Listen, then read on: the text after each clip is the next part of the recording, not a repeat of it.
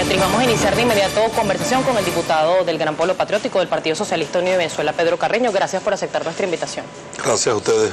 Bienvenido a Primera Página. Diputado, varios temas, pero la agenda del día pues la acapara esta reunión, este prediálogo que se dio ayer entre el gobierno y la oposición. Estaban también, por supuesto, los mediadores del Vaticano. La antesala a esta reunión la hizo el mismo presidente Nicolás Maduro, quien les dio la bienvenida a estos actores. El día de hoy hay un titular en el diario 2001 que ya lo van a tener en pantalla, lo titula de la siguiente manera: prediálogo entre gallos y medianoche. Al cierre de esta edición, es decir, a la 1:30 de la madrugada, se esperaba la declaración conjunta de la MUD y el PSUV en la Rinconada. Enviado del Papa y Maduro la instalaron. Voluntad Popular no asistió, pues no están dadas las condiciones. Aquí hay dos citas, diputado, que quiero presentar para usted. Una de ellas es de María Corina Machado y asegura: para lograr transición este año ello exige mediadores confiables y esto no existe hoy. Y por otra parte, representante de Voluntad Popular y diputado Freddy Guevara: el diálogo debe ser oportuno y con muestras reales de voluntad. ¿Cuál es su apreciación sobre esta reunión y qué escenario pudiera cambiar otros intentos de diálogo que ya se dieron en nuestro país?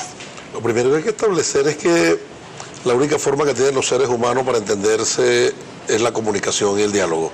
No hay otro mecanismo de entendimiento. El segundo aspecto fundamental es que está expresado en esta Constitución, el modelo de país que queremos. Sobre esto no se trascinge. No puede existir acuerdos para cambiar lo que está contenido en el texto de esta Constitución. Por lo tanto, nosotros pudiéramos cumplir con una máxima de nuestra camarada Lina Ron cuando decía: con la Constitución todo, fuera de la Constitución nada.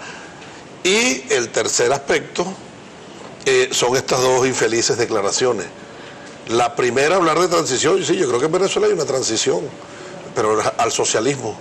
Tenemos que darle dos vueltas más a la tuerca hacia la izquierda para profundizar en la construcción del modelo socialista como única vía que tiene el pueblo venezolano para lograr definitivamente su redención social y su regeneración moral. ¿Cuánto tiempo falta para que esa premisa se cumpla? Discúlpame un momentico para terminar la idea. Y el otro aspecto es el comunicado de la MUD y el comunicado de Voluntad Popular. En los dos hay denominadores comunes, que Voluntad Popular no va al diálogo porque no hay condiciones. Pero ellos imponen una condición: la liberación de lo que ellos llaman los presos políticos.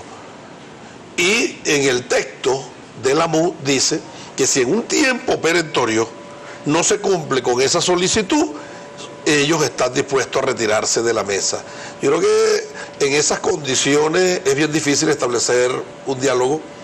Yo creo que es fundamental entender que la democracia tiene sus normas, la democracia tiene sus reglas, y el camino a la paz, que es lo que en esencia se busca con este diálogo, lo sustenta la justicia. Algunos sectores de la oposición, diputado, aseguran que el gobierno nacional está planteando este diálogo para ganar tiempo y evitar algunos aspectos políticos, como por ejemplo la propuesta de referéndum revocatorio, retrasar aún más las elecciones para gobernadores, porque se ve perdido. Eso lo dicen los sectores de la oposición.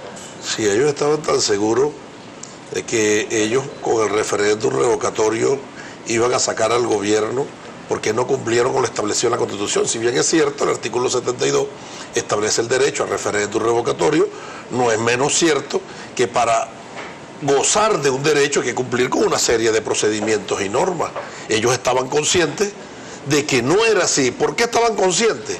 Primero, porque no tienen los votos, y segundo, porque ellos se plantearon en una hoja de ruta salir del presidente Maduro en 6 meses, y el referéndum revocatorio no garantizaba ese mecanismo expedito que era el golpe de Estado en el cual estaban montados.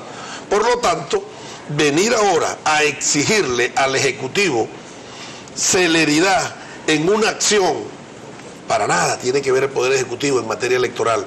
Ahí hay una, yo lo catalogaría como un acto de ignorancia deliberada, endilgarle al Poder Ejecutivo la responsabilidad de su irresponsabilidad, por un lado, y segundo, exigirle un cronograma al Ejecutivo. ¿Qué tiene que ver el Ejecutivo en materia electoral? El que me escuche en su casa, ¿qué tiene que ver el Ejecutivo? Nada, porque esa es materia de un poder, de otro de los poderes públicos del país, como es el poder electoral. Ahora bien, las firmas que se denunció el fraude en la recolección del 1% fueron denunciadas por estos tribunales penales de varios estados del país, asegurando que se hizo fraude. Pero ese fraude se está denunciando en firmas que no fueron admitidas por el Consejo Nacional Electoral. ¿Qué pasa con las firmas que sí aceptó el Consejo Nacional Electoral? La decisión, hay algunos aspectos que aclarar allí, porque lo repiten aquí, sobre todo en este canal, con mucha recurrencia y se cumple con una máxima goebbeliana, repetir una mentira 1000 veces para que termine siendo verdad. Bueno, eso lo denuncian los sectores de la oposición, no lo estoy repitiendo yo. Escúchame.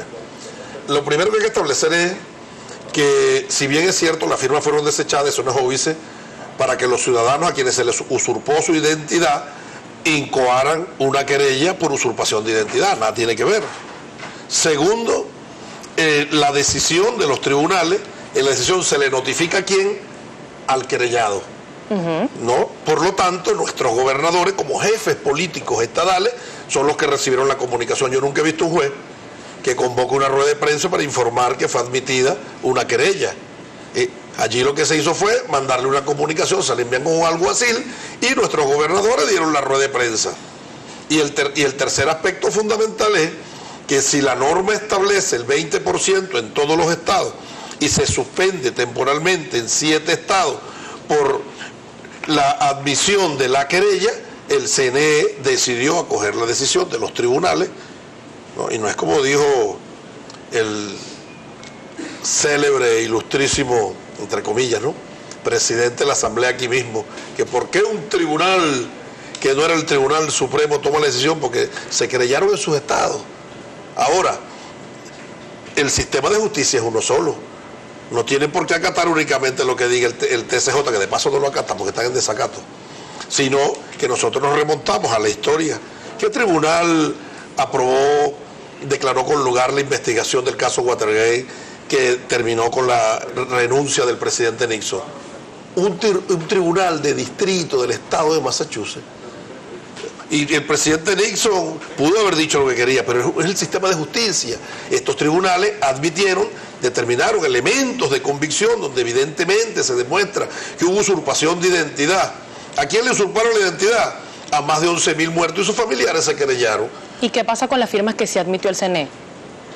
Bueno, las firmas están allí, pero ellos iban a recoger 194.000 firmas, que es el 1%, y 605.000 salieron fraudulentas, es decir, el 320%. Si tú estudias, tú no, porque tú eres honesta, una persona, un estudiante se está copiando, ¿verdad?, un examen de 5 preguntas, y en la última pregunta el profesor le agarra una chuleta, el alumno, esto para responder qué pasa con las que salieron buenas, el alumno pudiera aducir: profesor, las primeras 4 yo las corregí, mire, la chuleta es de la última, tácheme la última. No, el fraude se cometió y anula todo el acto. Y si bien es cierto, hay un derecho... ¿Lo anula aún y cuándo el CNE aprobó ese 1%? Óyeme, y si bien es cierto, existe un derecho de convocar a referéndum revocatorio para optar al derecho, hay que cumplir. El derecho al estudio es un derecho, ¿cierto? Sí. Un derecho.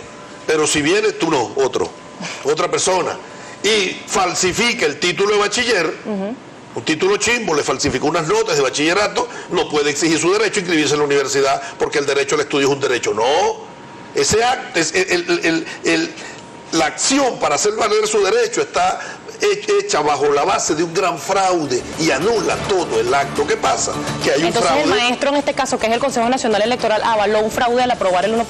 No, el maestro revisó cuáles eran las firmas que servían y porque determinó... convocó a la recolección del 20%. Escúchame, no dispares la cintura, pregunta, y si vas a preguntar, espera que yo pregunte, porque si no, no entienden los que están del otro lado. A mí no me vas a sacar de mi casilla. No es mi intención. El maestro, ¿verdad?, revisa y dice, bueno, si tiene las 194, pero resulta que se cometió un fraude y el sistema de justicia admitió una querella por usurpación de identidad. Como se tiene que recoger el 20% en los 23 estados más el Distrito Capital o el municipio Libertador, se suspende temporalmente la acción para que ellos vayan a responder ante la justicia, y obviamente que esos 8 estados no se va a recoger. El CNE lo que le está dando es un chance. diciéndole, vayan a dar la cara, pónganse frente a la justicia y después cuando estén listos, vaya a recoger su 20% en todo el país. Le está dando una oportunidad, está siendo benévolo con ellos. Vamos a seguir conversando con el diputado Pedro Carreño al regreso de esta pausa. El jueves pasado, diputado, se introdujo un recurso precisamente para anular esta propuesta de juicio político por parte del Parlamento de nuestro país. Vamos a conversar de ese y otros temas del panorama político. ¿Nos recuerda, por favor, su cuenta en Twitter? Pedro Carrero es arroba Pedro Carrero piso es. Y arroba Primera Página, su vía de contacto con nosotros. Todo lo que quiera preguntar, al regreso lo vamos a estar consultando y mi compañero Gabriel López, por supuesto, se las va a presentar a todos ustedes. Ya venimos con más.